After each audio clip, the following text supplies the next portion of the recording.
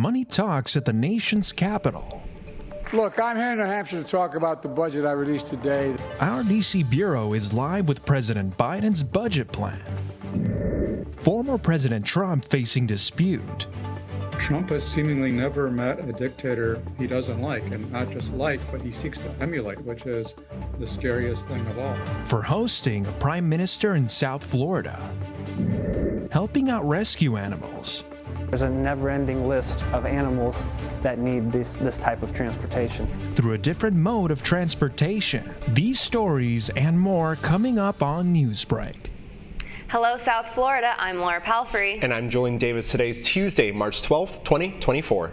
Live from the Lee Caplin School of Journalism and Media in North Miami, this is Caplin News. A battle over the U.S. budget is heating up on Capitol Hill. President Biden's $7.3 million budget proposal includes higher taxes for the wealthiest Americans and corporations. Caplin News D.C. Bureau reporter Pamela Correa is keeping track of the money matters and joins us live from Washington. Biden's budget proposal includes a wide variety of efforts to help with affordable housing and college tuition. It also includes spending on social programs, but federal agencies also want a piece of the budget pie. Look, I'm here in New Hampshire to talk about the budget I released today that would, what I think, help in a big way. Other proposals are to lower costs for families, boost investment in U.S. manufacturing, strengthen Social Security and Medicare, and reduce the deficit. It also has provisions to raise taxes on large corporations, crack down on corporate profit shifting, and proposes a minimum 25% tax on billionaires. The White House says these provisions could cut the deficit by around $3 trillion over 10 years and cut taxes for many middle and low-class Americans. Federal agencies are already looking to see how this proposal will affect them. This year's FY25 defense budget request at $849.8 billion would build on and advance generational military investments we've put in motion over the past several years. Our U.S. DOT budget request of $146.2 billion would allow us to continue advancing work on a number of areas.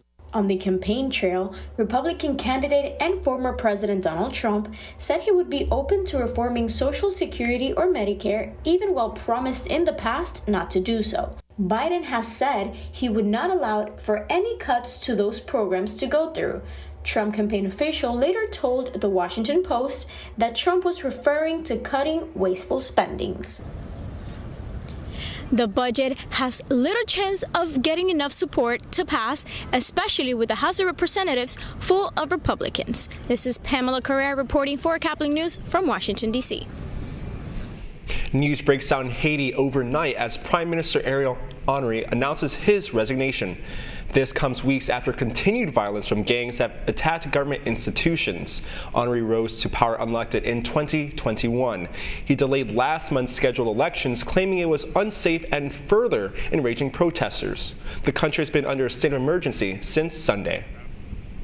Former President Trump is accused of courting controversy at his Mar-a-Lago estate here in South Florida. As CNN's Brian Todd reports, Trump is catching heat for his decision to host a vilified European leader. It was a classic Trumpian embrace of a strongman. At Mar-a-Lago, the former president hosted Hungarian Prime Minister Viktor Orban, and he heaped praise on Orban's style of leadership in videos posted on Orban's Instagram account.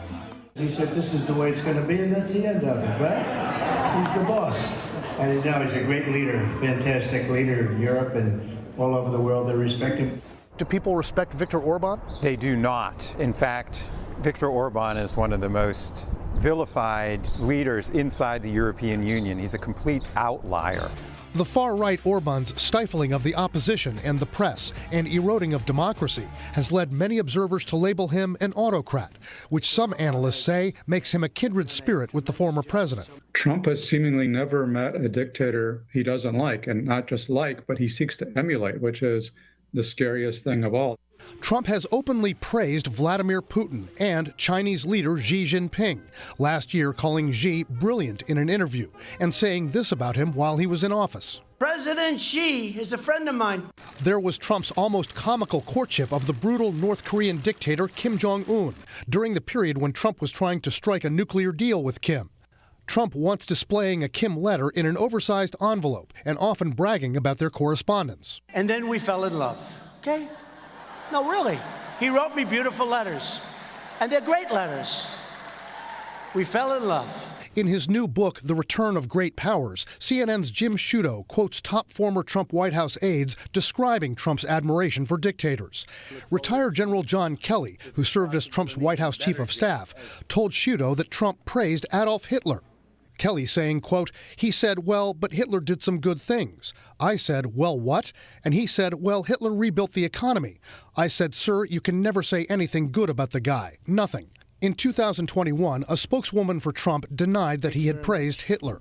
But another former Trump cabinet member said this to CNN. Clearly, he has a predilection for leaders whom he perceives to be strong. And that's just how he breaks the world down and breaks things down between strong and weak. One analyst worries about how Trump, with the endorsement of hardline Republican conservatives, is now campaigning on ideas of establishing almost dictatorial powers in the White House. He fetishizes the strong man, and that's the blueprint. Crush the media and establish his own rule over the country. That was CNN's Brian Todd. Some of Trump's critics are concerned that if re-elected, the former president could emulate some dictator-like behavior. That could include actions like purging the Justice Department, CIA, and FBI, a people he perceives to be enemies. Leaders on Capitol Hill, including at least one from Miami, sound off this morning on a House bill that would take down the social media platform TikTok if it does not split from its parent company. Lawmakers in the House are gearing up for a floor vote tomorrow that could potentially prohibit the use of TikTok in the U.S. TikTok poses a threat to America's security, poses a threat to our children and the future of America. If the bill gets enacted, TikTok will have about 5 months to break away from ByteDance, its Chinese-linked parent company. We know that people enjoy the platform. We know small businesses use the platform. But having, the Chinese Communist Party have access to data, have the ability to push messages and push propaganda does put our security at risk. However, senators from both parties say they'll like some changes to the legislation. I'm not sure that this is the answer, but if the House passes a bill, look forward to joining that debate and discussion. Well, I still have concerns about naming a specific company in legislation, but it feels like this House bill has momentum. TikTok has called this House bill an attack on users' free speech rights, and CEO So Zi-Chu has been trying to get into contact with U.S. senators. According to a source close to the matter, the ACLU issued a statement saying a potential ban on TikTok would violate the First Amendment rights of millions of Americans. President Biden told reporters on Friday that he supports the bill and will sign it if passed. After staying on the ISS for 6 months, the crew of the SpaceX Dragon capsule have splashed down off the waters of Pensacola. During their over 18-hour journey, the capsule went from a free fall speed of over 350 miles per hour to a soft 16 miles per hour. The crew arrived in high spirits and are now en route to NASA's Johnson Station, where they will reunite with family and friends. Attention Disney lovers, the happiest place on earth is getting bigger. Disneyland in Anaheim, California is planning to spend nearly $2 billion on neighboring streets to expand the park, including a new theme park and hotel areas. The Anaheim City Council is expected to vote on the project next month. A state in the South is taking a gamble on a new way to raise revenue. That's still ahead, and so is this story. There's a never-ending list of animals that need this type of transportation.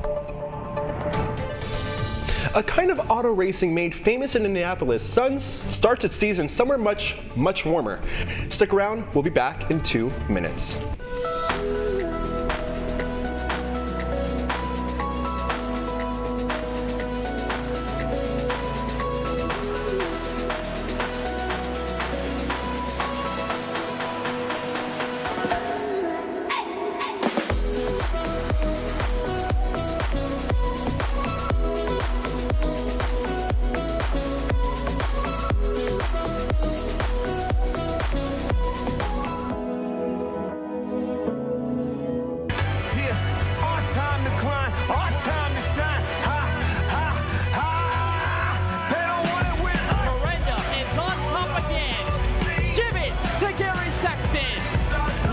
Peel takes his first playoff win.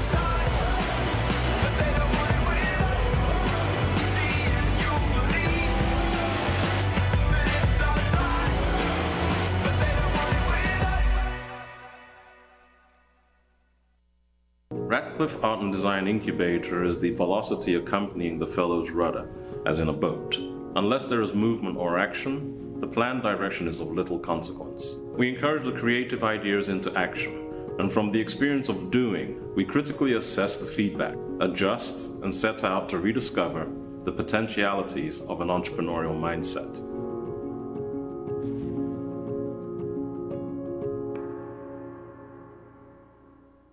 Stem is precise, no margin for error. Dare to forget that. Dare to have fun with it.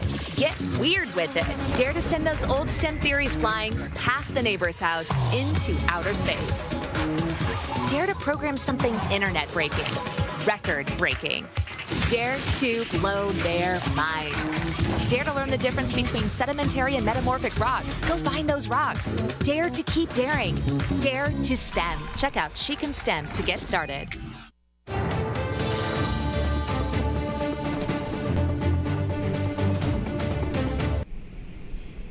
Helping out in the skies for pets in need. 2 pilots donate their time in plane to fly rescue animals to where they need to be. Their names are Dave and Ariel, and their love for animals took them to new heights with their flying skills. They travel across the U.S. and help out the furry animals with any sort of transportation they need. But with all the travel and fees, the pilots say it gets expensive to fly. There's a never-ending list of animals that need this type of transportation. A GoFundMe page was created to help out with the costs. The group hopes to start making some of those trips as early as next week. Sports betting is on in North Carolina. Sports gambling kicks off in the state on Monday following the enactment of a new law last January. The state's Education Lottery Commission has taken time to establish rules. Supporters anticipate an economic boost while opponents worry about gambling addictions and financial losses.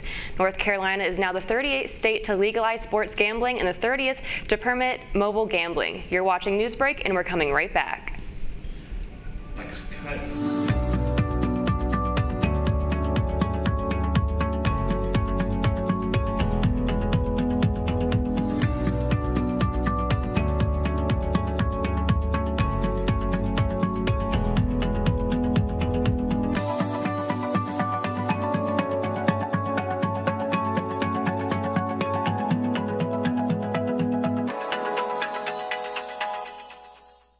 See us dream.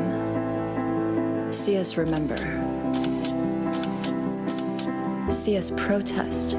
You matter. Your feelings matter. Your identity matters. Everything about who you are matters. See us fight back. See us rebuild. See us shatter stereotypes. See us inspire. See us united. See us now. There are 16 million children struggling with hunger in America. That's 1 in 5 daughters, sons, neighbors, and classmates who don't know where their next meal is coming from. Yet billions of pounds of good food go to waste every year. It's time we do something about it. Feeding America is a nationwide network of food banks that helps provide meals to millions of kids and families in need. Visit feedingamerica.org to help them feed even more. Together, we can solve hunger. Together, we're feeding America.